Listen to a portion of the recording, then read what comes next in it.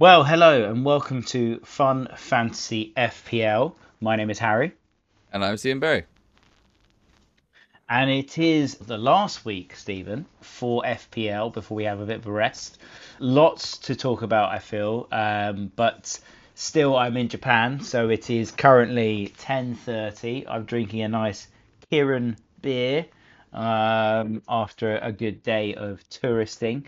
I've just managed to keep up to date with some of the scores, although most of the games were at silly o'clock for me. We still have two games to go this evening. This evening for me anyway. It's 4 in the morning. These games are going to be played, but I guess 8 p.m. in UK time. But Stephen, tell us, how has your game week been this week? It's actually not bad. I mean, it's a low scoring week, but I've done okay. I got pretty lucky with Melikovic and then Bowen, but I think most people have him. Danny Welbeck I didn't play, so he's gonna have a few points on my bench, but overall okay. Overall okay, I would say. But yeah, it's a low scoring week. I mean, unless you're one of the rogue agents who had Cucurella, I don't think you did that well. Wissa, to be fair, he got some points. But yeah, no, overall, I've had an okay week. Yeah, no, it's been a bit of a weird one, to be honest. I actually watched the highlights of the Everton Southampton game, which we can talk a bit more about. Beto had two goals ruled offside and another absolute sitter that he Yeah. missed. If he buries those three, my captaincy choice of Beto would have been an absolute stormer. But we'll come on to that, I think, a bit later on. I've got three players left to play. Kevin De Bruyne, Rico Lewis, and Cunha. If Lewis doesn't play, I've got Kirkes coming off the bench.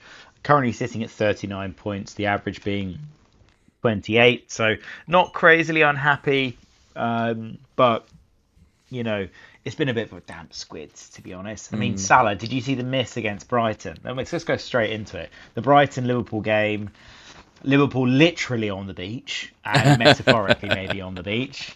But that Salah miss from 7 yards, just cataclysmic. Can't believe it. Do you see? Yeah. He's been a tombstone around not just mine, but I think a few people's necks. And unfortunately, we did say it. We did say he's not gonna produce. We just didn't have the balls to either bench him or sell him. I mean it would have made sense, I suppose, to bench him because I said the reason why we like to keep him is because they've got Palace at home on the last day. Palace, by the way, as I think I speak for Will be almost drunk. everyone when we say we're very happy to see Crystal Palace Yeah. win that game. The romance in football is still just about alive, clinging on. Did you see the Sean? Did you see the Sean Dyche thing of just? He just said 20 seconds before the goal. He said, "Just bang it up to Mateta, and Mateta will hold it up, and he'll play it out." And that's exactly what happened. And they scored a beautiful goal, Yeah, back to front. yeah, yeah. But anyway, he does have Crystal Palace, who, well, I guess we're going to learn more tonight when they play Wolves. But I mean, they're probably still going to be quite drunk. You would assume. I mean, and fair enough. If Palace get the battered 20-0 the next two games, they're not going to care, and they shouldn't, quite frankly. So, I think most people will, well, at least I was anyway, holding Salah for that game, which is going to be very, very tempting. But again, we said sometime, but it's all well and good saying something, especially when you're talking about people like Salah, and even earlier in the season, people like Haaland. It's another thing being able to press the button, unfortunately. Yes, indeed, Stephen. Yeah, it was an interesting game. I watched the highlights. Brighton looked pretty good. I mean, Danny Welbeck could have scored more, to be honest. Points that is on FPL. So I think he's a definite hold for FPL. I think what's interesting is Matoma came off the bench and he has started on the bench quite a lot. And he scored. I don't know if you've seen the goal, but his goal was like honestly, technically, such a hard goal to score. Mm. Most players, screw that up, blast it over the bar, but he's like essentially kicked it down and then it's hit the roof of the net. It's a beautiful finish. Mm. I think lots of clubs would be interested in Matoma. I'm begging he doesn't go to Chelsea, as is the How's that rumored? Brighton Interesting. way. But Oh, he is a very good player, and I would be very surprised if he stayed at Brighton next season. sorry, is that rumored, or is that just purely because it's Brighton and Chelsea, and you think a 200 million bid is coming in? Basically, is Yeah, well, that it? yeah, of course, yeah, because Yeah, Cucurella. How many other players have they bought? And it's gone absolutely, Casido, Pete yeah, Tong or whatnot. yeah. Yeah, Casado. Yeah, yeah, Mm. yeah, exactly right. I mean, look, I thought what was interesting was obviously we know, yeah, Liverpool are a bit on the beach, literally and metaphorically. But I do wonder whether Brighton finishing in this way it creates a problem for FPL players because we've said for a couple of weeks now that they're fully beached. Bournemouth maybe are fully beached. Brentford, Fulham, all those players, but they've all created problems for the top six, and they've all created problems for us as FPL managers because how do you go through that, right? And Mm. Mbeumo has been the pick of the bunch, as I said before. He scored a goal, but then he missed a penalty. Great save by Leno. So yeah, I mean, obviously we've got one more game week to go. It's one more transfer. I held on Thomas Frank, although Moyes got another 10-pointer, so maybe Moyes was the shout. Um, but yeah, I mean, what do we make of these mid-table teams? I mean, I'm not selling any of those players if I own them, but am I buying? I mean, would you consider buying a Danny Welbeck for the last game? I don't know. Playing Tottenham. Let's Tottenham are terrible. Like, Yeah. So yeah, the top seven is secure. The order of the top seven is not, apart from first and second, but none of them can get into Europe now. Brighton downwards, it's impossible. So you are right. The question is, what are they playing for? I think if you look at the solid FPL picks, is it coincidental that the more people have talked about Mbembo getting a big move, the better he's done? Wissa, all of a sudden, he's now getting so. Also, not just them, the managers. Thomas Frank is probably thinking like, "Oi, mm, I'm gonna, you can see it Tottenham with a job could be available soon. yeah, well, but also, sorry, just I wanted to think about earlier. The fixtures are a disgrace. Why is the FA Cup final just sandwiched in between? Why is the UEFA Cup final tomorrow? Who's responsible for this? When's the conference? Yeah. It's before the Conference League final. Anyway, not that. I just want to have a quick 10-second rant about that. But yeah, if you are a Thomas Frank and you're like, oh god, I'm gonna lose my best player, maybe two. So they Brentford have in the Championship sold their best three players. And all of a sudden, it's quite hard being an elite manager when you haven't got your best team. So let's put it this way: Brighton had more to play for in that game than Liverpool did, just quite frankly. So, and I think Yeah, that and top, that's weird, right? they're done. I'm saying it's weird that we've got to a place where a Mm. team like Liverpool have literally nothing to play for, and Brighton have nothing to play for but play better, and it's just a weird status quo, I'd suggest. And the other thing I'd say is that, and I think you alluded to that quite well, and this is quite good moving into some of the games. And Mbeumo, I'm sorry to say this, Brentford fans, but Mbeumo and Wissa are way too good for Brentford. They are Wow. way too good. You know, Darwin Nunez is going to probably leave Liverpool. Wissa sits perfectly as a great number 9 in that Liverpool team. You know he does. And Mbeumo, he's going to. I agree with you 100%. There's going to be some big moves this summer. You've got Mbeumo, Bowen, Matoma, Wissa. Who else in that middle pack? Harry Wilson. I mean, there are some really really interesting players that are in that middle bracket that are still performing now, Mm. even though the flip flops of the team are really really on. Yeah. So, from my perspective, I think it's interesting for FPL because maybe we should stop thinking about teams as being on the beach, but thinking which players are looking for the next big move. But the Brentford game was interesting. It was a cracking game as well. If you've seen the goals, Harry Wilson's goal to win the game was outrageous, like absolutely outrageous. 35 yards out on the turn, perfect, like into the corner netting of it all. Raul Jimenez, I thought he played pretty well. He scored a goal, could have scored two or three. He looked like the Raul Jimenez of Wolves before his obviously horrific injury, which I think was great to see for all of us as football fans. But I think it makes him quite interesting, I think. And, obviously the season's about to come to a close, but it makes me think if he's still at Fulham next season he might be in my starting 11 for next season. Really?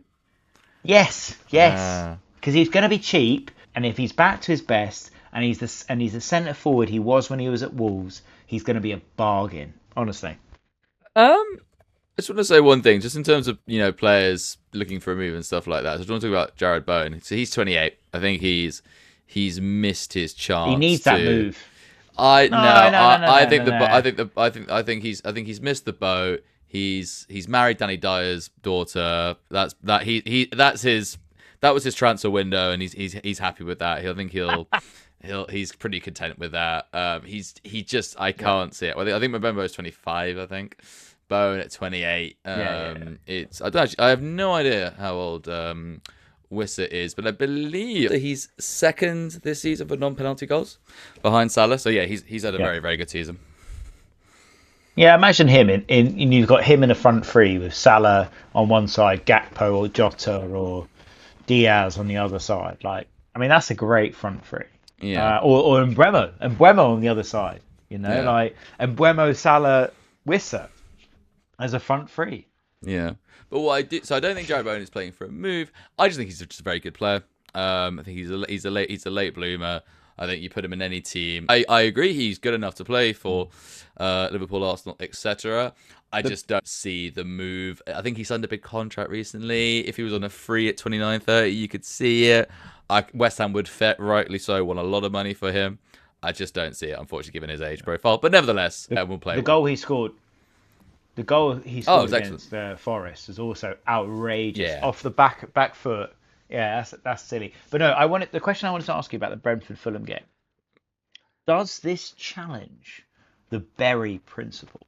No. That Fulham will only turn up against big teams because they won that game. So, well, it challenges the definition of the word big. So it's their basically it's their West London derby. Chelsea they've tried their best. They've gone okay. Well, Chelsea have just gone no, thank you. So they've moved on to Brentford. They're also away from home. They won't have been favourites in that game. They definitely won't have been favourites in that game. So yeah, is it as clean cut as when they beat Man City 3-0 at the weekend? No, that will be the ultimate proof of the Berry rule. Which, by the way. As much as imagine Man City losing the FA Cup final, losing to Fulham on the last day, and ending up in the Conference League. I mean, what's funnier? Actually, that's funnier than no Europe. I think being in the Conference League, that would be funnier. Again, that would be for the good of football. For 115 reasons, that would be great. 115 reasons, indeed, Stephen. Well, look, we've covered a few of the games there, but I no doubt you want to talk about the Arsenal game. I mean, a great win against Newcastle. No Isaac in the Newcastle team. They've got Southampton away.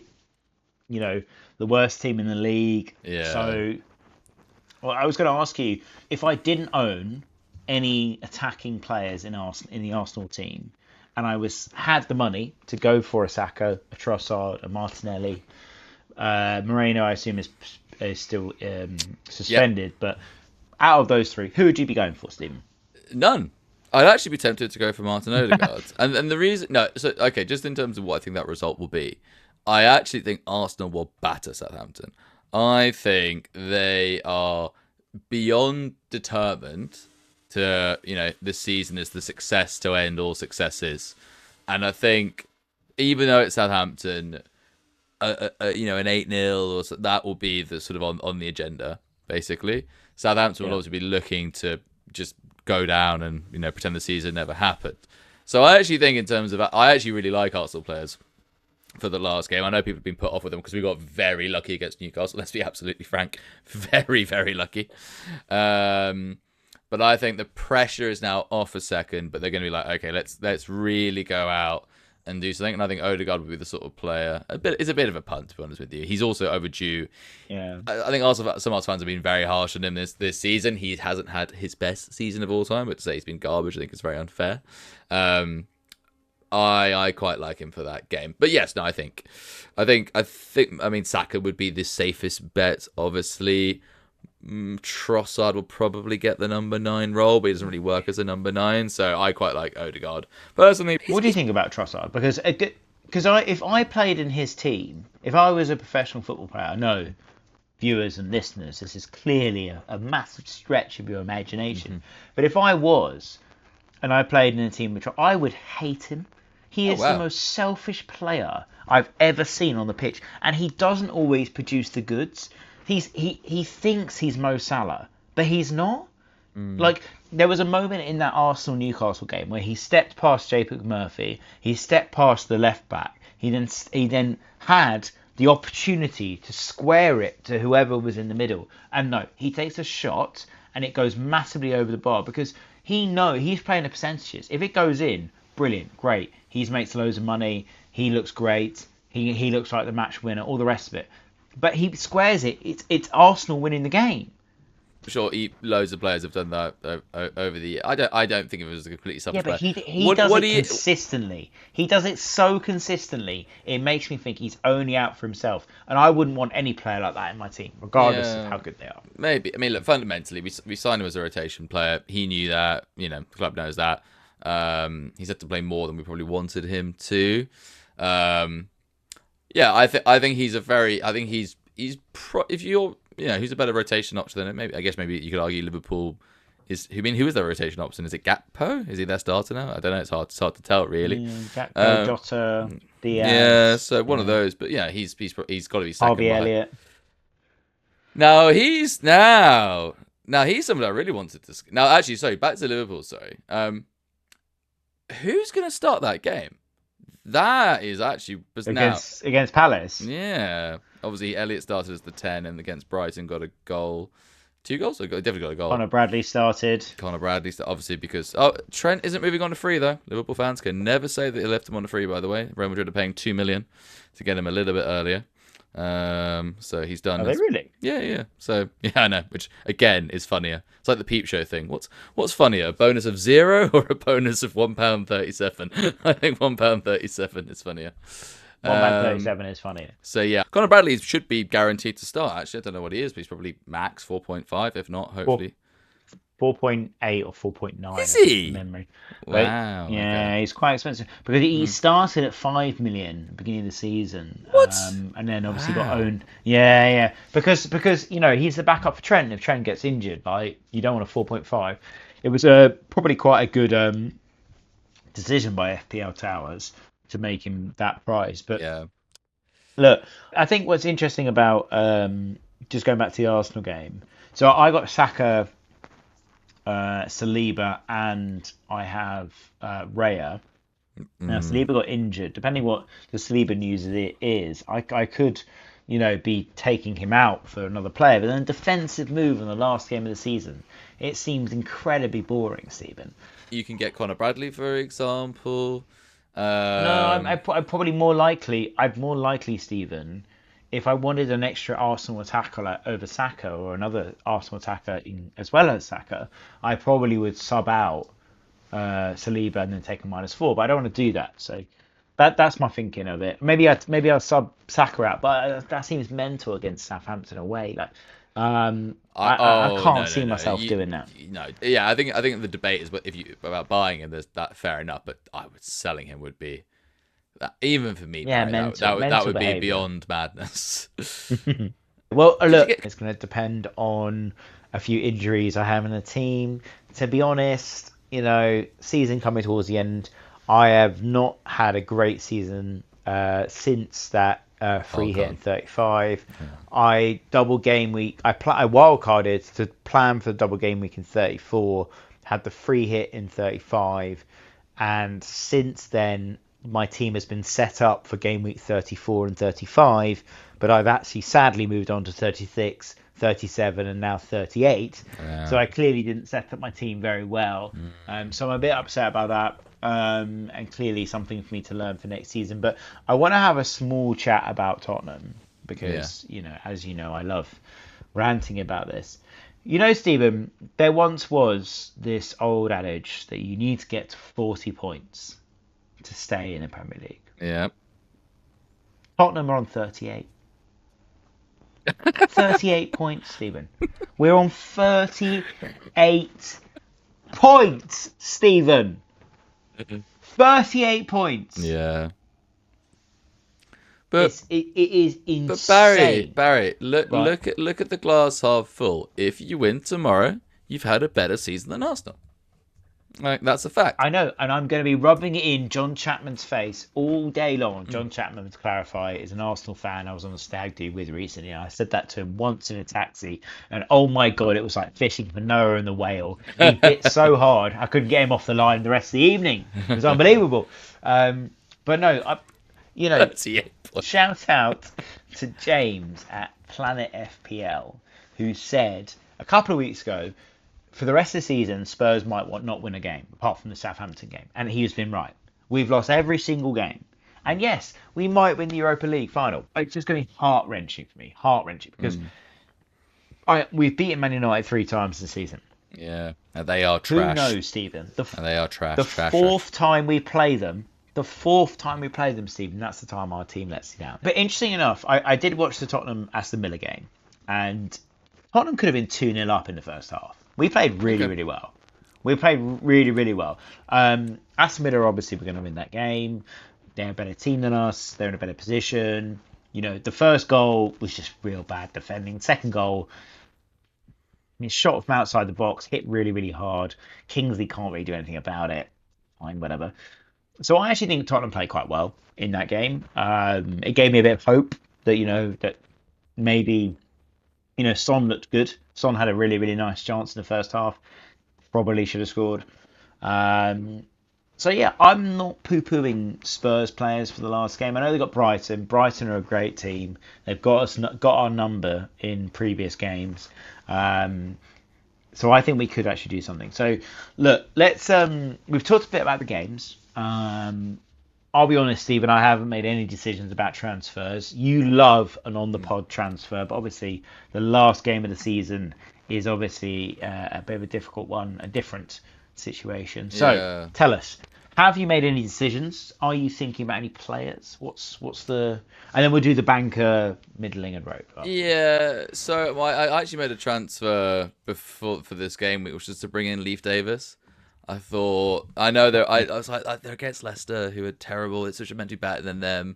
They can't score. Obviously, they don't win that game, but it was also because they got West Ham at home in the last game of the season as well. So there was some method to the madness. Leif Davis is a great player.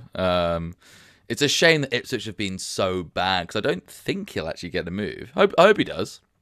But I think there's a chance he stays where it is. But anyway, He's been at fault for loads of their goals. He's been at such at fault for loads of it. He's been caught out of position. Perfect He's for been Liverpool then. in off.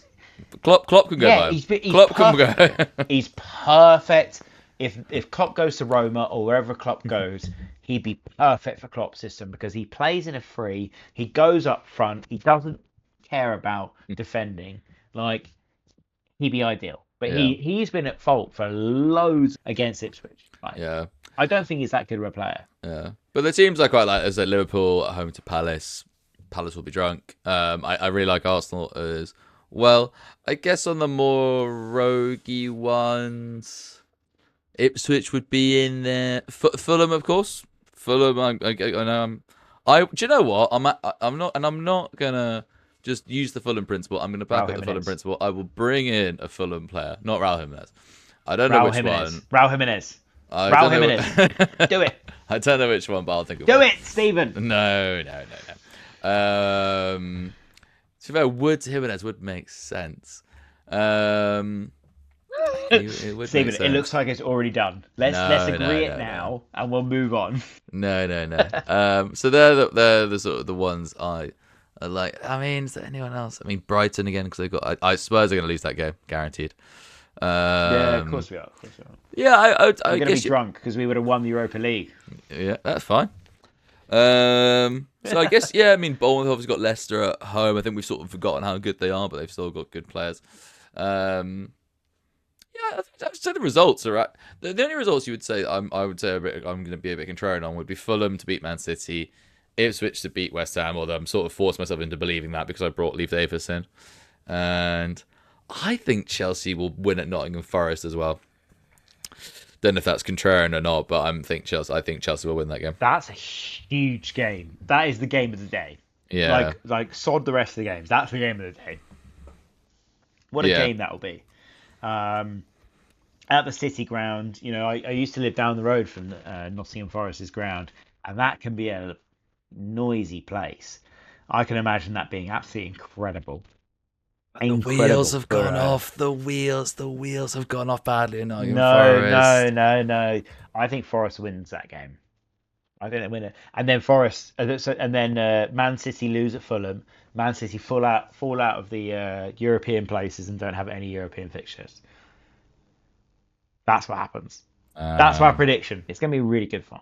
So anyway, let's do our banker, middling, and rogue. So Stephen, tell us what is your banker, middling, and rogue? my banker, actually, I think I mentioned them. So Odegaard is my banker. I really fancy a haul from him. My middling is probably going to be Adama Traore. He's probably the one I'm going to go to for Fulham. Woo! Yeah. Love that. And then my rogue is Leif Davis. I'm gonna keep the faith that West Ham are not gonna do that well in that game. I'm gonna believe. You're gonna believe. You're gonna believe. There we go. Yeah. Hey, belief. Come on, there's the quote. There's the quote. Okay, great. So my banker was going to be there was a mixture of the Arsenal attackers. It was going to be Saka, Trossard, and Martinelli, whichever Right. one you recommended. But you recommended none of those. You went Just Odegaard. Saka's So the obvious. Look, I mean, Saka's the obvious you one. destroyed my banker choices. But let's go Saka. My middling is Evan Nilsson Yeah, fair enough. of Bournemouth. Yeah. He's got Leicester. I know Bournemouth are on the beach, but Evan Nilsson's been scoring quite nicely over the last couple of weeks. Leicester can't defend, so I think it's a good shout. And then my rogue shout, Stephen Berry, is Son Heung-min. Oh Yes, it wow. is. Okay. Song Hoon Min. Because you know what? There's a good chance we lose that game against Man United in the Europa League final. And he won't be so drunk that he can't walk. And he will be able to play that game. And he is still our best attacking player. So, look, maybe he gets Send something off at Big Ange on Brighton. a high, I guess. Maybe. I don't know. I mean, it's either that or the entire stadium it just explodes. I don't know. Mm. Um, but um, But yeah, that's my rogue shout. I'm going to keep the faith. I think Sonny would be a really interesting shout for FPL, and I think no one will own him. No? And I think if he goes off against Brighton, brilliant. Cool. So look, that concludes I think everything for this week. We're going to do a quick wrap up episode after the game week is done. Then we're going to have a little break because season's over, I suppose, and we all want to break from FPL and our terrible decisions we've made. And then we're going to do some announcements. Yes, dear listeners and viewers, some announcements of the season to come after the June period is over, and when we start seeing some price reveals. Stephen, you're going to start thinking about which players are going to be priced in what way. I mean, Salah, Haaland, there's some interesting players out there, new players that are going to come into the game, and how we're going to structure our teams. So if you've still been listening for us the entire season, I'd like to extend a massive thank you to all of you. I think we set out a goal at the beginning when we were chatting about this in the Howl of the Moon in Hoxton. Let's just finish the season. Let's just get through it. Let's just try. And we have missed a few episodes and we have not been great occasionally, but we really appreciate all of you listening, all of you following us, all of you contributing, sending me hurtful voice notes and lovely voice notes. That's you, Striker, Jake, Tom, and the rest of you. So yes, please do give us a listen and a follow for next season, some big announcements. Stephen, anything for you before we sign off for the final game week of the Yeah, season? no, I think your emotional speech there was great. Couldn't have put it better myself. I'd also like to extend my thanks to people who've been listening. But no, Barry, you put it beautifully, and I cannot top that. And as he takes a swig of beer in celebration of his great speech, that really was perfect timing. Thank you very much. Yes, there's Kirin beer. Kirin beer is the best beer in Japan. I will hear no arguments against that. Yeah, well, thank you, listeners, and thank you to Rita, who is sitting over there laughing at some Instagram reels, and for editing and helping us with all the podcast stuff. We will speak to you next week, but have a wonderful last game week. Do something rogue, do something crazy. We'd love to hear what that is. Thanks, guys. See you next week. Thank you.